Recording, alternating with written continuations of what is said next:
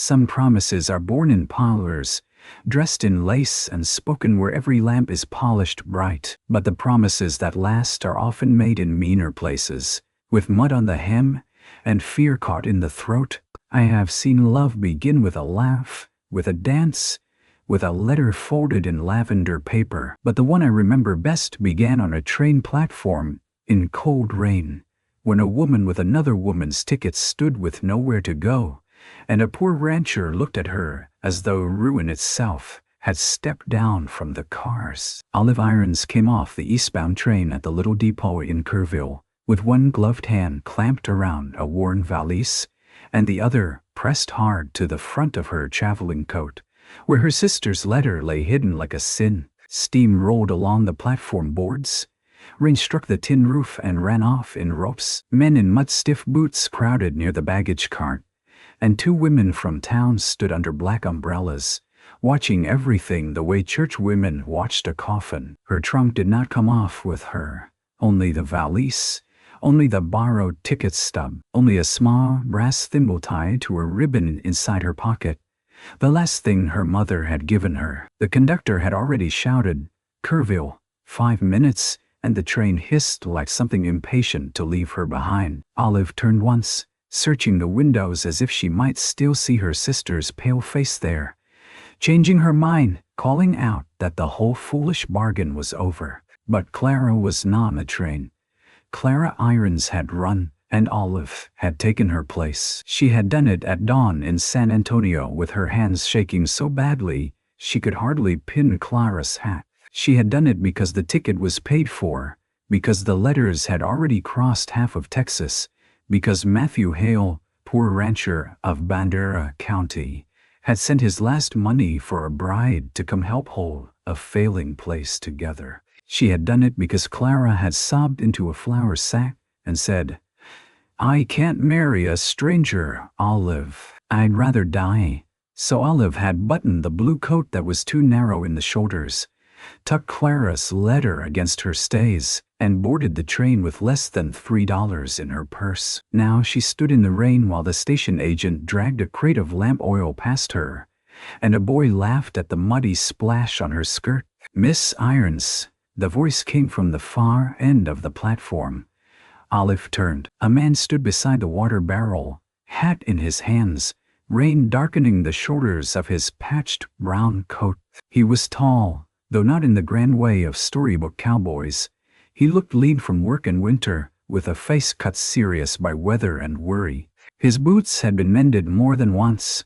His hat brim was cracked. Behind him, a raw-boned bay horse stood hitched to a wagon with one wheel recently repaired and no canvas cover. He looked past Olive toward the train, then back at her. "You Clara Irons." The lie burned before she spoke it. Olive tightened her grip on the valise. "I am Miss Irons." That was true enough to stand on, if not enough to sleep beside. His eyes lowered to the ticket in her hand, then to her wet hem, then to the empty platform where no trunk waited. "You alone?" "Yes." A gust of cold rain blew under the roof. Olive's hat ribbon slapped against her cheek. The two women beneath the umbrellas leaned closer together. One whispered, "That's Hale's mail-order bride." The other said something softer and meaner. The boy by the baggage cart laughed again. Matthew Hale heard it. His jaw moved once. "I'm Matthew Hale," he said. Olive already knew. His letters had been plain, careful, and spare. He had written of a small ranch, debt, 6 hens, 2 horses, a spring that sometimes ran low, and a house with a sound roof but little comfort. He had not written of love. Clara had wanted romance and found his honesty a kind of poverty. Olive had read the letters after Clara left them open on the table, and what she remembered most was one line. "I cannot promise ease, but I will not knowingly shame you." Now shame stood between them like a third person. The station agent approached with a ledger under his arm. "Ma'am, if you had a trunk checked, it ain't here. Might we've gone onto Junction by mistake. Might not have been loaded. You can file a notice. I have no money to send for it. Olive said before she meant to. The agent looked at Matthew, then away. Matthew reached into his coat and pulled out a small leather purse. He opened it. Olive saw 2 coins and a folded bill so worn it looked soft as cloth. "How much to Telegraph Junction?" he asked. The agent named the amount. Matthew's tomb paused over the coins. Olive saw his shame then. Not loud, not asking pity. Just a man measuring supper against a message. "No," she said. "Leave it. The trunk might come when it comes." Matthew looked at her sharply. The train whistle screamed. Steam billowed between them, and for a moment Olive could hardly see his face. Passengers leaned from the windows. Rain blew sideways. Her gloved fingers had gone, numb around the valley's handle. Matthew stepped closer, not touching her. "Miss Irons," he said low, "before we go any farther, I need to say there's no preacher waiting. I hadn't the money to pay him to ride out in this weather. I thought we'd speak with Reverend Pike tomorrow, if the creek ain't up. Until then you'll have the house, and I'll sleep in the barn." That kindness almost undid her. She should have told him then. She should have said, "My sister promised you. I am Olive, not Clara. I came because she was afraid and because you had already paid. I came because I have no place either." But the platform was crowded. The rain was cold. The train was pulling away, and the word barn sat in the air like a shelter given before a vow. Olive swallowed. "I understand," one of the umbrella women said, not softly enough. "He paid for a bride and got one with no trunk." Matthew turned his head. His voice did not rise. "Mrs. Bell, a person can lose a trunk without losing her worth." The woman flushed. The station agent found sudden interest in his ledger. Matthew looked back at Olive. Rain ran from his hair to his collar. "Come on then, road's bad. If we wait, we might not cross Turtle Creek before dark." Olive followed him off the platform with her valise knocking against her knee and the thimble in her pocket pressing cold against her palm. "And if you're listening from some quiet room tonight, or from a road, a porch, a kitchen, or a bed, where the day has finally let you go, tell us where you're watching from. If this old frontier story touches your heart, like, share, and subscribe." Now let's go back to Olive in the rain. The wagon seat was slick, and Matthew wiped it with his sleeve before offering Olive his hand. She hesitated only a breath before taking it. His palm was rough and cold, and he helped her up with care, as though she were not a lie wrapped in wet wool, but a woman who ought not be allowed to slip. The road south out of Kerrville had turned to red mud. The wagon wheels sank and sucked free, while the bay horse bent its head into the rain. Olive sat stiff beside Matthew, holding the valise in her lap. Her hat had begun to sag. Water crept through the seam of her right boot. Matthew drove in silence for nearly a mile. Then he said, "You eat today?" Olive watched the rain bead on the horse's mane. "Some bread on the train. How long ago? Morning." He reached behind the seat and brought forward a cloth bundle. Inside were 2 cornmeal biscuits and a strip of dried beef wrapped in paper. "I meant to bring more," he said. "Hens ain't laying much, flour's low. But you take it. I can share. I ate." The lie was plain. His cheekbones and the hollow beneath them told on him. Olive broke 1 biscuit and set half on the seat between them. "Then it won't hurt you to eat again." He glanced at it. The corner of his mouth moved, not quite a smile. "You got a stubborn way. I have had practice." He took the half biscuit. They ate while rain needled the road and the hill country rose around them, in dark cedar and limestone ledges. Low clouds dragged over the ridges. Cattle huddled behind scrub oak. Twice Matthew had to get down and walk beside the horse through bad ruts. The second time, Olive climbed down too, though the mud took her boot almost to the ankle. "Stay up," he called. "You'll ruin your skirt. It's already ruined." She put her shoulder to the wagon's side when the rear wheel caught. Matthew looked as if he would object, but the wheel lurched free before he could spend the words. By late afternoon, the rain became sleet. Turtle Creek was higher than Matthew liked. Olive could tell by the way he reined in before the crossing and stared at the brown water rushing over stones. "Can we cross?" she asked. "My bay."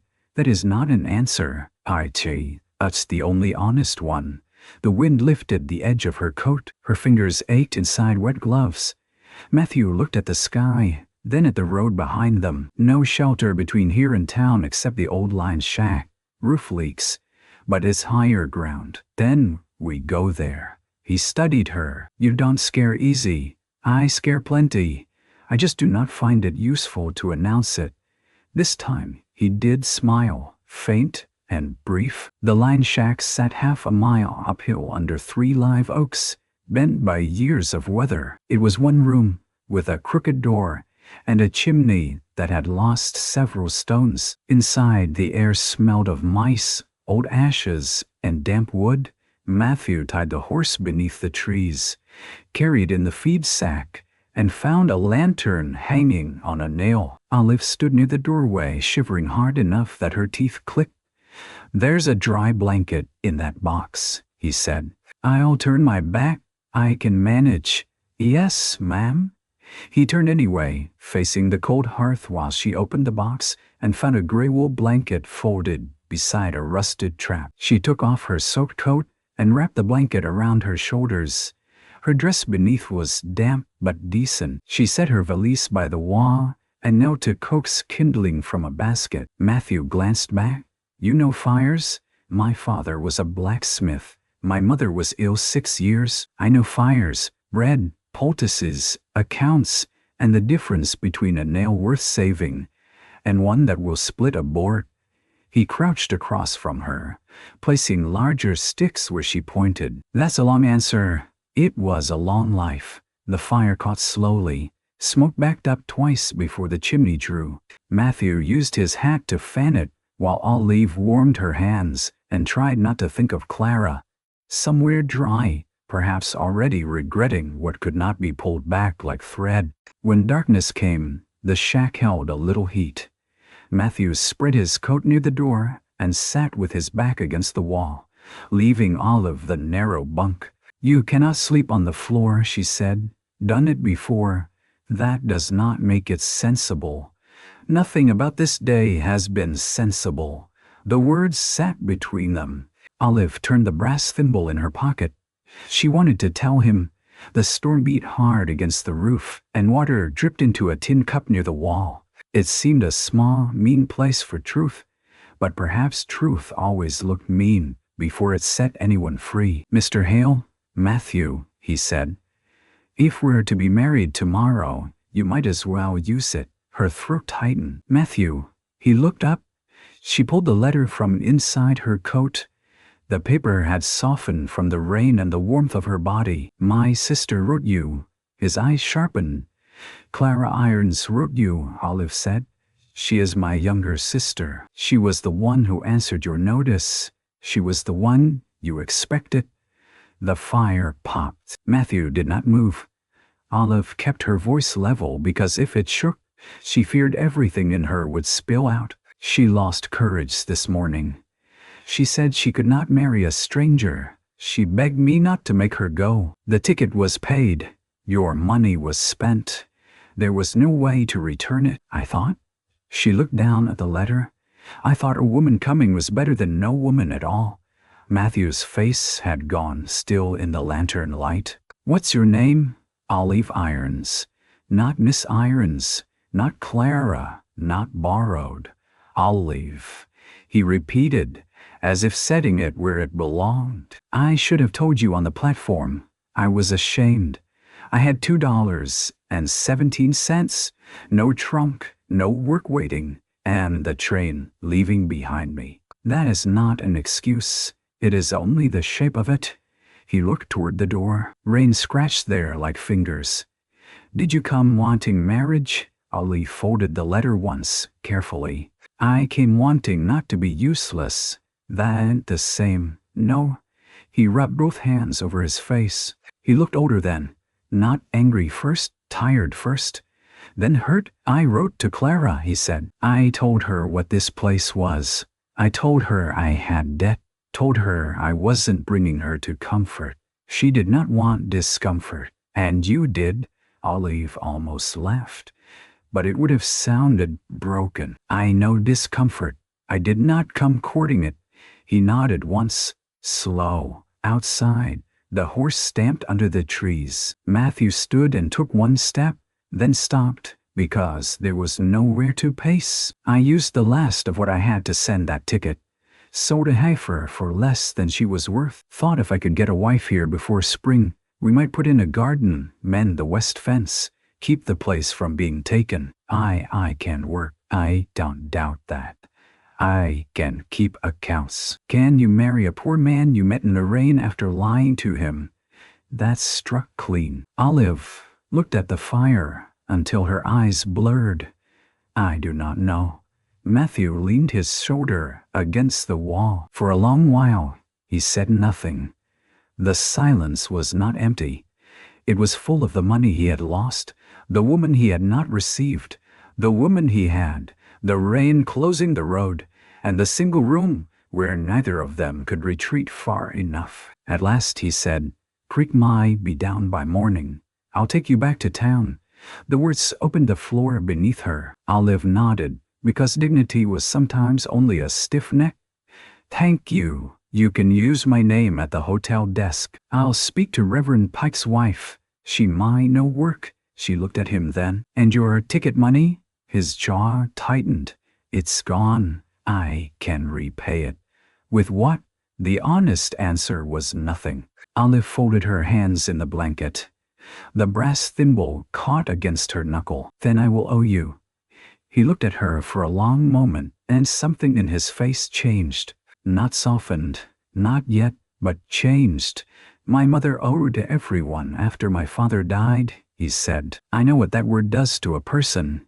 He picked up the other blanket from the floor and put it on the bunk beside her, keeping none for himself. "Sleep, Olive irons. We'll see what the creek says." She lay down without undressing, turned toward the wall, and listened to Matthew settle by the door. She thought she would not sleep, but cold shame and train travel took her under. Near dawn, she woke to him coughing, not once, again and again, deep and tearing. She sat up. The fire had fallen low. Gray light pressed at the shack's cracks. Matthew sat bent forward near the door, one hand against his ribs, his face damp with sweat, though the room was cold. "You're ill," she said. "Just weather. You are fevered." I said, "Just weather." Olive got off the bunk and crossed to him. He tried to lean back, but she put her hand to his forehead and felt heat under rain-chill skin. "Stubbornness is not medicine." He closed his eyes. "Neither is scolding." She nearly smiled. "It can be, in early stages." His cough returned. When it passed, he looked spent. Olive opened her valise. Inside were 2 dresses, a Bible, thread, a small packet of willow bark, a tin of salve, and a piece of soap wrapped in cloth. She had packed for Clara with care before Clara refused to go. Now that care became hers. She brewed willow bark in a tin cup and made him drink. He objected. She ignored him. By the time the rain slackened, Matthew's hands had steadied, but the creek below was still loud enough to hear from the shack. "No crossing today," he said hoarsely. "Then we stay." "That ain't proper. Neither is drowning." He looked at her over the cup. She lifted one eyebrow. He drank the rest. They spent that day inside while sleet whispered over the live oaks. Olive cleaned the shack, because she could not bear fear sitting idle in her hands. She shook out the bedding, swept mouse droppings into the hearth, scrubbed the tin cups with sand, and set Matthew's coat where it might dry without scorching. Matthew watched, weakened and irritated by watching. "You don't have to make a home of a line's shack," he said. "I do not know any other way to wait." At noon, he insisted on tending the horse. Olive followed with the feed sack and saw how he leaned against the door before stepping into the cold. He was proud enough to fall before asking help, so she gave it without naming it. She held the lantern. She found the driest hay. She stood between him and the wind while he checked the bay's legs. By evening, his fever broke. He sat on the bunk, blanket around his shoulders, and looked at the little room as if seeing it new. You said your father was a blacksmith? Ah, yes. Where? Near Lampasas first, then San Antonio after he hurt his hand. Your mother? Gone 3 years. And Clara? All I've threaded a needle by lantern light. Pretty. Soft-hearted when softness costs nothing. Afraid when it costs something. Matthew did not answer harshly. Some folks are made that way. She left me with her promise, and you took it. Olive's needle paused. She is my sister. That answer covers too much. I too. He turned the tin cup in his hands. I had a brother, Jonah, covered for him most of my life. Cards, drink, bad trades. Then he signed my name to a loan against the ranch and rose south. Olive looked up. Matthew's mouth bent, bitter without heat. That is the debt I wrote of. Not all mine, but tied to me all the same. What happened to him? Don't know. The firelight caught the scar across one of his knuckles. Olive said softly. A family can leave and still hold you by the throat. Matthew looked at her then, long and quiet. Yeah, he said. It was the first true thing they shared. The creek fell by the second morning. Matthew's cough remained, but his fever did not. They crossed with water lapping at the wagon bed and the bay trembling under the pull. Olive kept her eyes on the far bank and her hands wrapped around the seat edge. When they made it, Matthew let out a breath that seemed to come from his boots. The Hill Ranch lay in a shallow valley between cedar slopes, small and weather-beaten and lonelier than any place Olive had ever seen. The house was 2 rooms and a lean-to kitchen, with a porch sagging at one corner. A barn leaned west as if tired. A corral fence had 3 rails down. The woodpile was low. Hens scratched beneath a wagon tongue. A water pump stood near the kitchen door, its handle tied with rawhide. Smoke did not rise from the chimney. No curtains softened the windows. No sound came from inside. Matthew stopped the wagon near the porch. It didn't much. Olive stepped down into mud and looked at the house. The front door had been repaired with mismatched boards. A cracked blue bowl sat on the porch rail, full of rainwater. Near the step, a child's carved horse lay half buried in dirt. Was there a child here? She asked. Matthew followed her gaze. My sister's boy, Caleb. She died last summer. He's with Mrs. Pike until I could. He stopped. Until things got settled. Olive bent and picked up the carved horse. One leg was missing. It had been loved hard. How old? 6. The house seemed less empty then. Not empty. Waiting. Matthew took her valise from the wagon.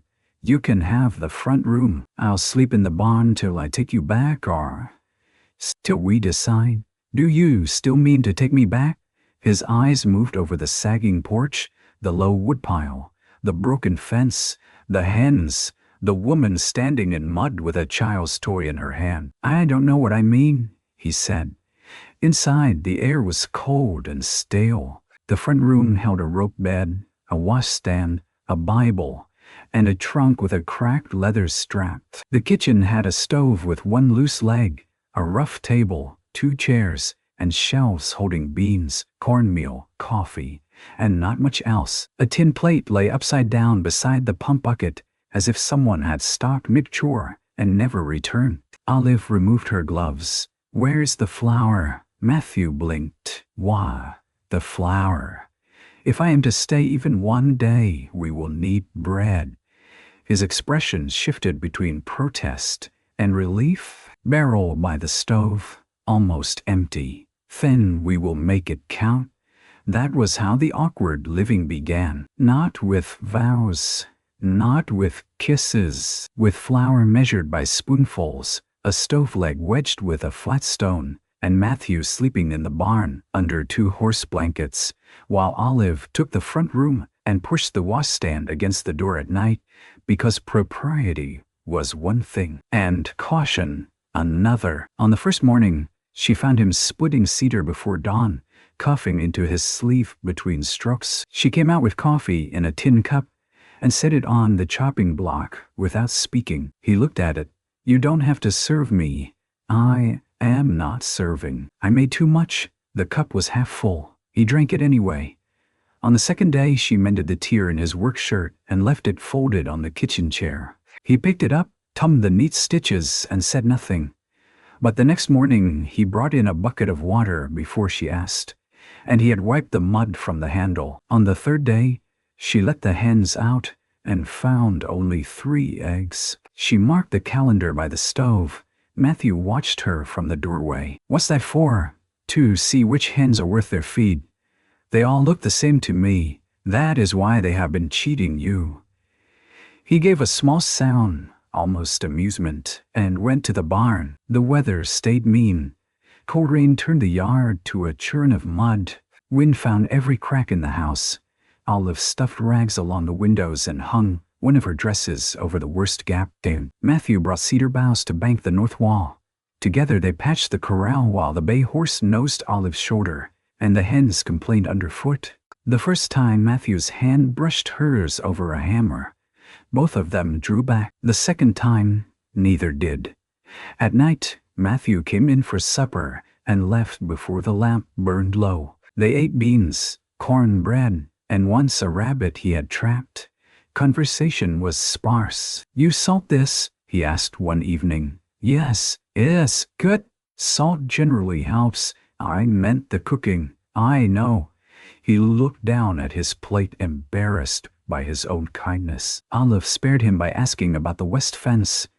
The matter of marriage remained like a sealed letter on the table. Reverend Pike could not ride out because the roads stayed flooded. Mrs. Pike sent word by a boy that Caleb had taken a cough, but was mending. The banker in town, Mr. Dodd, sent a sharper message. Payment due before month's end, no exceptions. Olive read the note twice. Matthew stood beside the stove, hat in hand, as if already guilty. "I meant to tell you. You did tell me there was debt, not how close. How much? How much?" He named it. Olive looked around the kitchen, calculating without paper. One horse could not be sold. They needed him. The hens were little value. Tools mattered more than their price. The land was the only thing worth taking. "Does Mr. Dodd know about the mistake?" Matthew's face closed. "No, he hears you brought the wrong bride. He might use it. There ain't any law says a man's ranch stands or falls on which sister stepped off a train. There is gossip. Men like Mr. Dodd often prefer gossip because it costs less than law." Matthew hung his hat on the peg too hard. "I ain't asking you to marry to save my land. I did not say you were. I want have you trapped.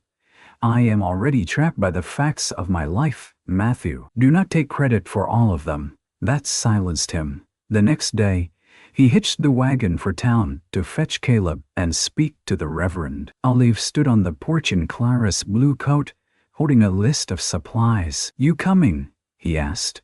She looked toward the road. Town meant the platform women, the station agent, questions. Perhaps letters already waiting from Clara, perhaps none. "Yes," she said. Kerrville looked washed thin under a gray sky. Mud sucked at the wagon wheels. At the general store, Mrs. Bell stood near the counter, and her eyes found Olive at once. Matthew went to speak with the storekeeper about feed.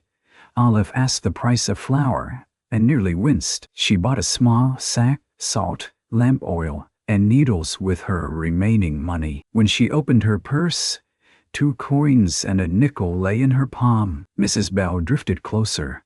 "No trunk yet, Mrs. Hale?" Olive met her gaze. "Miss Irons. Oh, I thought arrangements had been made." "Arrangements are not vows."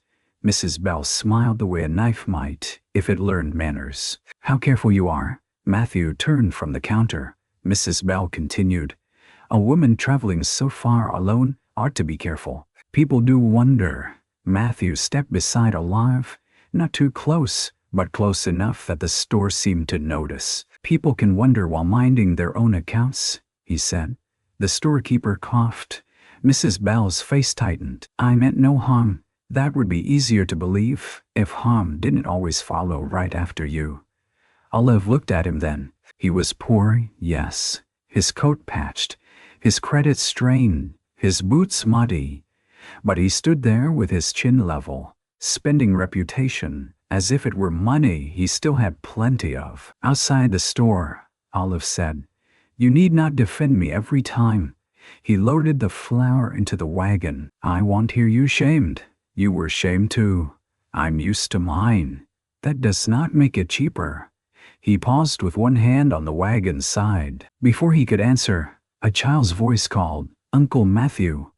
Caleb came running from the parsonage gate in a coat too big for him, dark hair falling into his eyes. He stopped when he saw Olive, suspicion covering hope the way a hand covers a candle. Matthew crouched. "This is Miss Olive Irons. She's staying at the ranch a spell." Caleb looked at Olive's valise, though she had not brought it. Perhaps he had learned women came with bags and left with them. "Are you the bride?" he asked. The street seemed too quiet. Olive knelt so her face was level with his. "I was meant to be someone else, but I am Olive." Caleb studied her. "Do you make biscuits?" "Yes." "Do you leave?" The question was small and terrible. Olive did not look at Matthew. "Not today." Caleb accepted that as children accept what they can bear. He climbed into the wagon and held the broken carved horse Olive had brought with her from the ranch. "You fixed his leg," he said. "I gave him a peg. He might limp, but he will stand." Caleb touched the tiny wooden peg. "That's better than dead."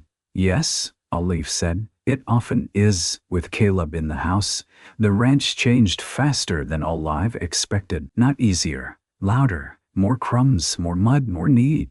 He ate like a child who had learned food could vanish. He hid half a biscuit in his pocket the first supper, and Olive pretended not to see until she could put another on his plate without comment. He followed Matthew everywhere until the coughing frightened him.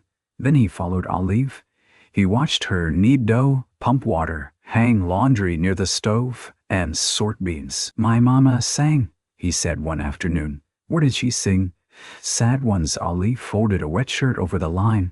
"I know some sad ones. Do you know any that ain't?" "A few." She sang one about a fox and a farmer's goose, while wind rattled the walls. Caleb did not smile, but he stayed.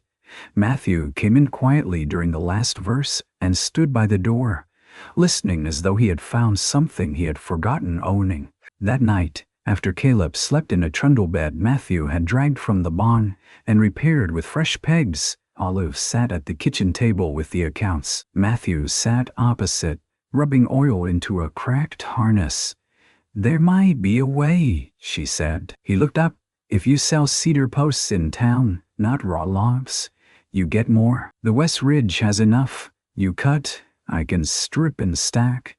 Caleb can gather kindling. We reduce store purchases, plant early peas if the ground softens, and I can take in mending from town women who dislike me but like neat seams." Matthew's hands stilled on the harness. "That won't cover Dodd, no, but it might cover enough to ask an extension without looking desperate." "I am desperate. I am desperate. Then we must dress it better." He looked at her and slowly, with visible reluctance, smiled. "You always talk like war can be won with a needle and a bean pot. Wars have been lost for want of both." They worked. Coal lifted, then returned in bitter gusts. The yard remained mud, but the woodpile grew. Cedar posts stacked near the barn. Olive's hands roughened and cracked. Matthew noticed and left his salve tin by the basin. She noticed his cough worsened after cutting and brewed willow bark without asking. Caleb began sleeping with the fixed wooden horse under his blanket instead of in his fist. On Sundays, Reverend Pike came when the road allowed. He was a narrow man with kind eyes and boots too clean for the country. He sat at the kitchen table drinking weak coffee while Matthew stood near the stove, and Olive kept her hands folded. "I understand there has been confusion," the Reverend said gently. Matthew glanced at Olive. "No confusion now." The Reverend waited. Matthew took a breath. I asked for Clara Irons. Olive came in her place, not to trick me out of anything, to keep a paid ticket from being a full waste, and because her sister left her no clean choice. Olive looked at him sharply. She had not heard him say it that way, not as betrayal, as burden. Reverend Pike turned to her.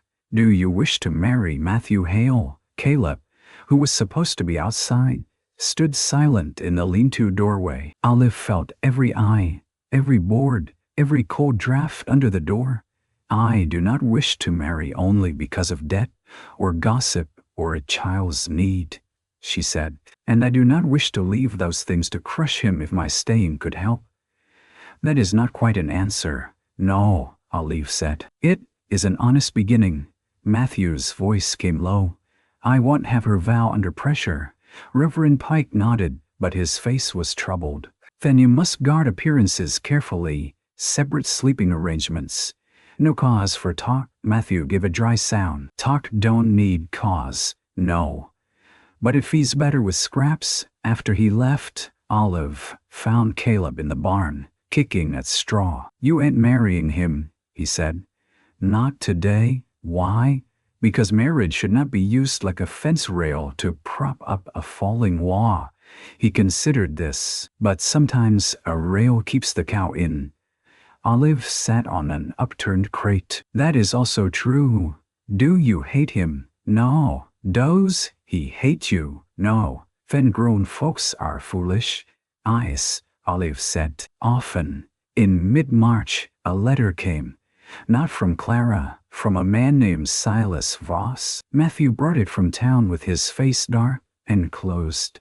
He laid it on the table before Olive. The handwriting was bold, slanted, and familiar in a way that made her stomach tighten. Silas had courted Clara in San Antonio with polished boots and borrowed money. He had smiled at Olive as if she were furniture that had learned to speak. Olive opened the letter. Miss Olive Irons, it read, word has reached me that you have taken your sister's place in a marriage arrangement with one Matthew Hale of Bandera County. Clara is in distress over the matter. It would be best for all concerned if you return at once. I will arrive in Kerrville within the week to escort you and settle whatever misunderstanding has occurred. A woman's reputation is fragile. A man like Hale cannot protect yours.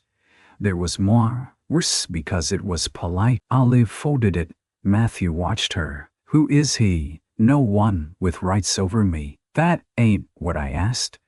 He wanted Clara, or her prettiness, or the idea of being chosen by someone pretty. And you, he thought. I was useful when Clara needed managing.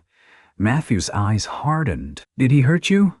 Olive looked at the stove. A pot of beans simmered, steam lifting the lid in small, tired breaths. Not in ways a sheriff counts. Matthew stood very still. She regretted the words at once, not because they were false, but because they had put a weapon in his hand. I can handle Silas Voss, she said.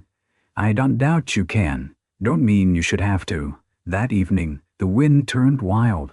It came down from the north and slammed doors, scattered ash, and drove dust through cracks the rags had missed. Matthew went out to secure the barn. Caleb cried out from the front room, where he had been sleeping, and Olive found him sitting up, eyes wide. Storm took Mama, he whispered. Olive sat beside him. This storm cannot take you from this bed. It took the roof first. She understood then. Not illness only, not death in a quiet room. A storm, a roof, a child listening. She wrapped him in her shawl. Then we will listen together. Matthew returned soaked with cold rain just after midnight. He found Olive on the floor beside Caleb's bed, one hand resting near the boy's shoulder but not holding him down. The lantern burned low. He sleep, Matthew whispered. Finally, Matthew's gaze moved from Caleb to Olive. Something bare and grateful passed through him before he looked away. You'll catch cold on the floor. So, will you in the barn? Barn's leaking over the high loft now. Then sleep in the kitchen. He hesitated. Matthew, she said, too tired for delicacy. The Reverend is not hiding in the flour barrel. His mouth twitched. but his eyes stayed solemn. "You sure?" "No, if he is, I will give him a blanket too." Matthew slept that night on the kitchen floor with his boots by the door and his coat over him. Olive slept in the front room near Caleb. The house creaked and shuddered, but it held. In the morning, Matthew found a section of roof torn loose over the lean-to. Now, rainwater had soaked the flour sack, not ruined all of it, but enough to matter. Olive stood looking at the paste of white and brown on the shelf, and for the first time since arriving, she covered her face with both hands. Matthew came in behind her. She lowered her hands quickly. "I am fine." "No, you ain't. It is only flour. It ain't only flour when there ain't money for more." That gentleness hurt worse. Caleb appeared in the doorway, solemn and frightened. "Are we hungry now?" Olive turned. "Not today." Matthew looked at her, knowing that answer. How it shielded only as far as sunset. They spent the day repairing the roof in knife-cold wind. Olive handed nails up while Matthew worked from a ladder, missing one rung. Caleb gathered shingles blown into the yard. Twice Matthew told Olive to go inside. Twice she did not hear him in a manner so complete it became useless to repeat. By dusk, her hands were bleeding in 3 places. Matthew saw when she reached for the water bucket. "Sit," he said. "I need to start supper. Sit." The word held enough command that she obeyed from surprise. He took the basin, poured water, and knelt before her chair. She stiffened when he took her hand, but he did not release it. "You have splinters. They will come out. Everything comes out easier with help." She looked down at him. His head was bent, his fingers careful around hers. The lamp laid gold along his cheek and showed the tired in him. She thought of the platform, the mud, the lined shack, the salve by the basin. The way he had told Reverend Pike, no confusion now. He removed the splinter with a needle heated clean, then wrapped her finger in a strip torn from his own handkerchief. "Olive," he said without looking up. "Yes, if Voss comes, I'll stand with you, but I won't speak for you unless you ask." It was the nearest thing to love she had ever heard, because it made room for her own voice. Her throat tightened. "Thank you." He kept his eyes on the bandage. "Don't thank a man for basic decency. Some of us have learned to." His hand stilled around hers. Neither moved for a moment. Then Caleb came in carrying the bean pot with both hands, and nearly dropped it, and the moment folded itself away. Silas Voss arrived 3 days later in a rented buggy with a polished black coat and a red scarf bright as a wound. He came when Matthew was in the south pasture, checking a break in the fence, and Olive was in the yard beating mud from a rug. Caleb was feeding hens, tossing grain in suspicious little handfuls. Silas stepped down as if the yard might soil him permanently. "Olive." She lowered the rug beater. "Mr. Voss." His smile held ownership. "You have caused considerable worry." I have been busy." "ISO. I see." His eyes traveled over her faded dress, her work-rough hands, the mud on her hem. "My dear, this has gone far enough." "I am not your dear." Caleb edged closer to the porch. Silas noticed him. "And this must be the orphan. How charming." Caleb's face shut. Olive set the rug beater down very carefully. "You may state your business and leave. My business is your rescue." Silas took a folded paper from his coat. "Clara regrets her panic. She's prepared to explain everything. You will come with me to Kerrville, then San Antonio. I have spoken with Mr. Dodd. He confirms Hale's situation is precarious. You cannot imagine he means to marry you for any reason but labor and land." Olive's skin went cold. "You spoke with Mr. Dodd? A practical man?" "He understands leverage," Caleb whispered. "Olive." Silas smiled wider. "There is talk already. A woman living unmarried with a rancher. A substituted bride. A child in the house. If you return with me, we might keep the worst of it quiet." Olive heard wagon wheels then. Matthew's wagon coming hard up the road. Silas heard it too and looked satisfied. Matthew stopped near the barn and stepped down with wire cutters in one hand. He took in Silas, Olive, Caleb, the buggy, the paper. "Voss?" he asked. Silas tipped his hat. "Matthew Hale, I presume. I came to correct an unfortunate mistake." Matthew's gaze moved to Olive. He did not ask if she was all right in front of the man. He only waited. Silas said, "Miss Irons will be leaving with me." "No," Olive said. Silas gave a patient laugh. "Olive, do not be dramatic." Matthew's voice was quiet. She said, "No, you would keep her here under scandal. I ain't keeping her anywhere." Silas looked toward Caleb. "Is that what you call this? A woman without funds, dependent on your roof, caring for your dead sister's child. You have made a servant of her and hope to call it marriage before the county calls it sin." Matthew flinched. Only slightly, but Olive saw it. Silas saw too. "You cannot protect her," Silas said. "You cannot even pay your note." Matthew's hand tightened around the wire cutters. Olive stepped between them. "Mr. Voss," she said, "you will not speak of Matthew Hale's poverty as though it were a moral failing. He has given me shelter without taking liberty. He has defended my name when it cost him. He has fed a child before himself.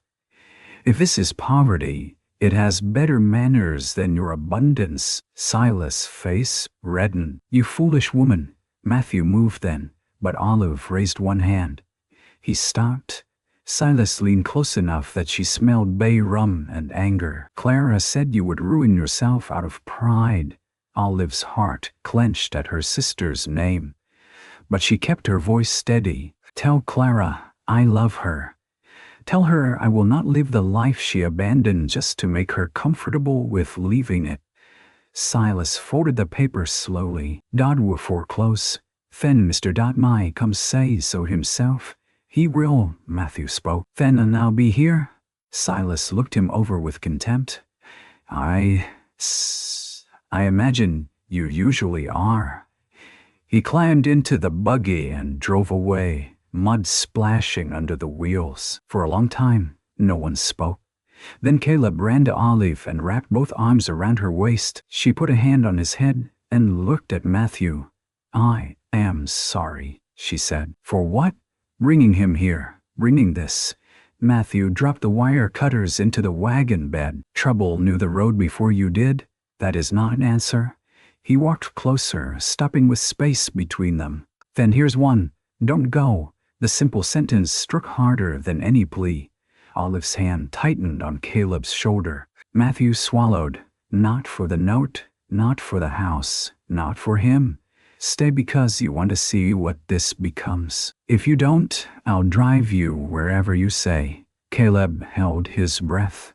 The wind moved through the yard, carrying the smell of wet cedar and hens and mud and the faint smoke from the kitchen stove. Olive looked at the house, the repaired roof, the crooked porch, the laundry snapping on the line, the stacked cedar posts, the garden patch she had begun turning with a hoe, the boy holding fast to her skirt, the man who had given her back her name before asking for anything else. "I will stay," she said, "but not hidden, not half-promised." Matthew's eyes searched hers. "Then we speak to Reverend Pike," he said. "And Mr. Dodd," his mouth tightened. "Dodd first, my bay. He holds the sharper knife." The next morning, Olive put on her least faded dress. She brushed Caleb's hair with water until he objected, then brushed it once more. Matthew shaved at the basin, nicked his jaw, and swore softly enough that Caleb whispered the word to himself for later use. Olive gave Matthew a clean cloth for the cut. "You are bleeding." "I noticed." "Hold still." He did. Her fingers touched his jaw. His eyes lifted to hers, and the small kitchen seemed suddenly too warm. Caleb said, "Are you getting married today?" Matthew stepped back. Olive turned to the stove. "We are going to discuss debts," she said. "That sounds worse." "It often lasts longer," Matthew said. They took the wagon to town under a sky low with more rain. At the bank, Mr. Dodd sat behind a polished desk, his hair oiled flat, his hands clean. Silas had reached him first. That was plain from the satisfaction in his eyes. "Well," Dot said, "Mr. Hale, Miss Irons, or should I say Mrs. Hale, I confess the matter is cloudy, Miss Irons, until Reverend Pike says otherwise," Olive replied. Dot smiled. How precise. Matthew stood beside her, hat in hand. Came about the note. Is due in 11 days. Given the irregular circumstances, I am not inclined to extend. Olive set a folded paper on his desk. Dot did not touch it. "What is this?" "An accounting of the ranch's current assets, expected cedar post sales, spring garden yield estimates, and mending income already promised by 3 women in town." Dot's eyebrows lifted despite himself. "You?" he asked. "Yes." He opened the paper. His eyes moved down the columns. "This is neat. It is accurate. It is optimistic. It is disciplined." Matthew looked at her with something close to wonder. Dot leaned back. "Even if I accepted these figures, Mr. Hale lacks a proper household. A man in scandal is a man at risk. Risk concerns banks." Olive's hands folded in her lap. Matthew said, "Then let the risk be mine." "It already is." "No," Matthew said. "I mean sell the South Acres." Olive turned to him. "Matthew." He did not look at her. 20 acres along the dry wash, least useful." Dot's eyes brightened. "That would satisfy the note." "And lose your grazing cut," Olive said. Matthew's voice remained steady. "Better 20 acres than the house. That land was your mother's. House was too." Dot watched them as one might watch livestock at auction. Olive stood. "No." Both men looked at her. She placed both palms on Dot's desk. "You will extend the note 60 days. Dot's mouth twitched. "Will I?" I. "Yes, because if you take his land now, you take a struggling ranch in wet season, with bad fences and no buyer but Silas Voss, who has already shown interest. That makes it look less like banking and more like arrangement. Reverend Pike dislikes arrangements that crush widowers and orphans. Mrs. Bell loves talk. I do not, but I have learned from experts." Dot's face changed color. Matthew stared at her. Olive continued, calm though her heart hammered. "Extend the note 60 days. We deliver cedar posts as partial payment in 2 weeks. You will have your money with interest, and you will not have your name carried through church pews like dirty laundry." Dot's fingers tapped the desk. "You speak boldly for a woman with no standing." Olive lifted her chin. "Then imagine what I will do when I have some." Silence. Then Matthew set his hat on the desk, beside Olive's figures. "I'm marrying her today if she'll still have me." Olive's breath caught. He looked at her at last. "Not to fix the note, not to quiet talk, because I would rather lose land than the table you've set in my house. Because Caleb sleeps through storms when you're near. Because when I was too ashamed to speak, you counted the beans and made a future out of them." His voice roughened, and he stopped before it became a speech. Then he said, "Only, I'll take you, Olive Irons, if you choose me back." The words answered the platform, but differently now. Not a poor rancher accepting what the train had left, a man choosing the woman before him. Olive felt tears rise and refused to let Dot have them. "I choose you back," she said. Dot cleared his throat. "This is touching, but 60 days, Matthew said, turning back to him. Dot looked from one to the other and saw, perhaps, that foreclosure would now make a story too ugly even for profit. 30, he said. 60, Olive said. 45, 60, with the first cedar delivery in 14 days. Dot shut the ledger. Fine. They left with the agreement written and witnessed. Outside, rain had begun again, but lighter, almost gentle. Reverend Pike married them that afternoon in the little church with Caleb standing between them, holding Olive's mended glove. Mrs. Bell attended because news traveled faster than weather. Silas Foss stood in the back, face hard as a closed door. But Clara was not there. When Reverend Pike asked Matthew if he would take Olive, Matthew looked at her as if the whole train platform had returned and been redeemed. "I will," he said. When he asked Olive, she felt the brass thimble in her pocket. Her mother's old gift, the small hard circle that had outlasted grief, travel, lies, and rain. "I will," she said. There was no grand kiss.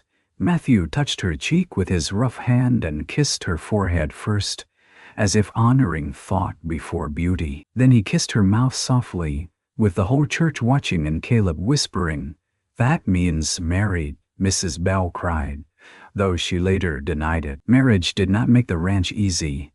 It made it honest. Matthew moved from the barn into the house, but they were shy with each other in the dark, respectful as two people crossing a creek on slick stones. Olive made curtains from a torn petticoat and hung them in the front room. Matthew built a shelf for her Bible and thimble. Caleb moved his trundle closer to the stove when nights were cold and farther away when he felt brave. They worked the 60 days like people bargaining with fate. Matthew cut cedar until his palms split. Olive stripped bark, kept accounts, mended shirts for half the town, and planted peas in rows so straight, Matthew said they looked commanded. Caleb gathered eggs and told every hen she was under observation. The bay horse grew fat enough to show it. The repaired corral held. The woodpile rose higher than the window. At night, Olive kept coffee warm if Matthew came in late. He began leaving his coat by the door for her shoulders. When she went to the pump before dawn, she learned he disliked turnips, but ate them without complaint until Caleb betrayed him. He learned she woke from dreams of the depot, one hand searching for a valise, and he would say in the dark, "You're home," and nothing more. One evening, a letter came from Clara. Olive carried it to the porch and sat while sunset burned behind the cedars. Matthew sat beside her, not asking to read. Caleb chased a hen away from the garden with solemn fury. Clara's letter smelled faintly of rose soap. She wrote that Silas had left San Antonio after deaths found him. She wrote that she was ashamed. She wrote that she had told herself Olive was stronger and therefore could bear what Clara could not. She wrote, "I was wrong to make your strength my shelter." Olive folded the letter and held it in her lap. Matthew looked across the yard. "You all right?" "No," he nodded. After a while she said, "I miss her," that aloud. "I am trying to decide." He reached over and laid his hand palm up on the porch board between them. Not taking, offering. Olive looked at it, then placed her hand in his. They sat that way until Caleb climbed the steps and leaned against Olive's knee, as if he had always belonged there. The first cedar payment went to Dot on time. The second came from mending, eggs, and the sale of 2 piglets Matthew had taken in trade. By the end of 60 days, the note was not gone, but it was no longer a noose. Dot extended again, this time with less oil in his voice. Summer came soft and hot. Blue bonnets faded. The garden thickened. The hens, properly shamed, laid better. Matthew repaired the porch corner, and Olive painted the cracked blue bowl white and planted marigolds in it. Caleb lost his first tooth and insisted on keeping it in the same box as the mended wooden horse, because both were pieces of him that had come loose and not killed him. In August, a fever moved through the valley. It reached the Hale place on a Thursday afternoon when Caleb came in from the barn, flushed and glassy-eyed. By dusk he burned hot. By midnight he was wandering in his speech, calling for his mother, crying about the roof. Matthew rode for Reverend Pike and the doctor in rain so hard it swallowed the road. Olive stayed with Caleb, wiping him with cool cloths, brewing willow bark, changing sheets, singing every song she knew, sad and not sad. Thunder shook the windows. The roof held. Caleb gripped her wrist. "Don't leave. I am here. Promise." Olive leaned close. "I promise for this whole night." Children knew the value of promises, measured small. Matthew returned near dawn with the doctor, both men soaked and grim. The doctor did what he could, then said the fever must break on its own. Matthew stood at the foot of the bed like a man watching a fire take his last field. Olive went to him when Caleb finally slept. "Sit," she whispered. "I can't. You can fall or sit. Choose." He sat. She put a cup of coffee in his hands. He did not drink. "If he dies," Matthew said, and could not finish. Olive knelt before him, the same place he had once knelt to pull splinters from her hand. "He is not dead. I already buried my sister. I know. I can't put another little box in the ground." Her hands closed around his. "Then we will not build one tonight." It was not a cure. It was only a sentence strong enough to stand on until morning. The fever broke at sunrise. Caleb woke weak, cross, and hungry. Matthew went outside behind the barn and wept where he thought no one saw. Olive saw from the kitchen window and did not follow. Some grief deserved privacy, even from love. That evening she made broth and corn cakes. Caleb ate half a cake and fell asleep mid-chew. Matthew sat at the table, eyes red, hands wrapped around a tin cup. "You saved him," he said. "No, his body fought. The doctor helped. I kept cloths wet." Matthew looked at her. "You saved me then." That was too much to answer. So Olive reached across the table and turned his cup so the handle faced his right hand. He covered her fingers with his. By autumn, the Hill Ranch no longer looked like a place waiting to be lost. The fence lines stood straight. Laundry snapped white on the line. Pump water ran clear into a scrub bucket. The barn roof had new shakes. A row of jars sat in a pantry, peaches and beans and pickled cumbers, catching lamplight like stored sun. The blue bowl on the porch overflowed with marigolds. People in town changed slowly, because towns are stubborn creatures. Mrs. Bell brought fabric for mending and stayed for coffee. She apologized without using the word, which was the only way pride allowed. The station agent sent word when Olive's trunk finally appeared, battered and months late. Matthew took her to fetch it. The depot looked smaller in dry weather. Olive stood on the same platform boards where she had first lied, first trembled, first heard Mrs. Bell whisper. Dust lifted under wagon wheels. No steam surrounded her now, only heat and memory. Her trunk sat near the wall, one brass corner bent. Matthew lifted it into the wagon. "You all right?" he asked. Olive looked down the track shining west. "I thought this place had ended my life." He leaned one arm on the wagon's side. "Did it?" "No." She touched the thimble in her pocket, then looked at him. "It began the honest part." Matthew's eyes softened. "Glad you took the wrong train." "It was the right train. The ticket was wrong." He laughed then, a quiet sound she loved, because it still seemed new to him. At home, Caleb helped open the trunk as if treasure might rise out. Most of Clara's packed things smelled stale. 2 dresses too fine for ranch work, a hairbrush, a book of poems, a veil wrapped in tissue. At the bottom lay the quilt Olive thought lost forever, made by her mother from pieces of old shirts, dresses, aprons, and one square of blacksmith's ticking from her father's shop. Olive pressed it to her face. Matthew stood in the doorway and saw enough to stay silent. That night, the quilt lay over their bed. Caleb slept in the next room, one hand on his wooden horse. Rain tapped the roof, but gently now. Matthew banked the stove, checked the door latch, and came to stand beside Olive. "You ever regret it?" he asked. She knew what he meant. The train, the lie, the poor rancher, the life of mud and hens and debt.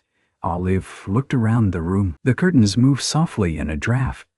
Her thimble sat on the shelf beside Matthew's mother's Bible. His coat hung by the door, her shawl over it.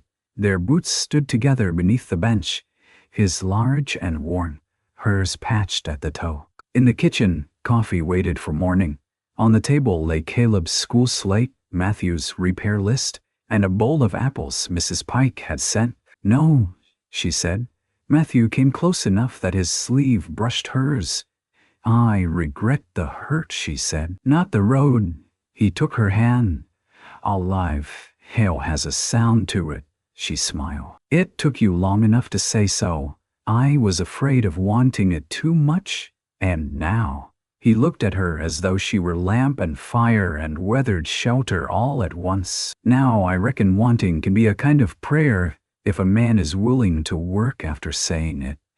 She leaned her forehead against his chest, and his arms came around her carefully at first, then sure. Winter returned, as winters do, without asking whether people are ready.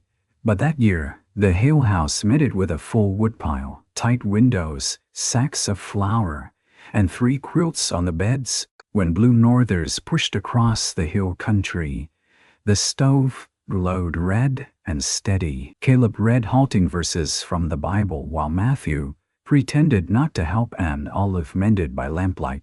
On Christmas Eve, snow fell thin over the cedar paths and made the broken places beautiful, not hidden, just softened. They ate stew at the rough table Matthew had sanded smooth. Caleb fell asleep on the bench with his head in Olive's lap before the last candle burned down. Matthew carried him to bed, tucked the quilt under his chin, and returned to find Olive standing at the window. Outside, the repaired fence ran pale under snow. The barn door was set tight. The hens muttered in their coop. The porch held 2 chairs now, and the blue bowl, empty of flowers, waited for spring. Matthew came behind her and set his hands on her shoulders. "Cold?" he asked. "A little."